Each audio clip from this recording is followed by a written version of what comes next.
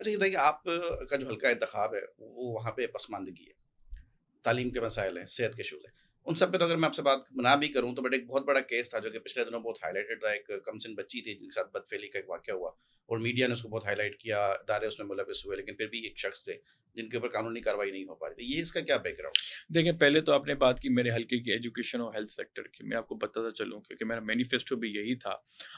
جو ہمارے ٹیچرز ہیں بلو 44 سے 40 جن کے مارکس ہیں، ان کے لیے میں نے بجٹ اسپیچ میں بھی لاسٹ ایئر بات کی تھی، سی ایم صاحب کو بھی میں نے دیا ہے، تو وہ انہوں نے اپروو کیا ہے کہ جو ٹیچرز اتنے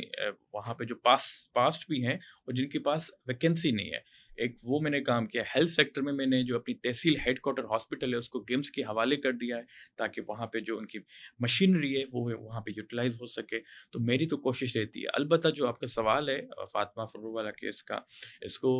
لانگ ٹائم ہو گیا ہے اور آبویسلی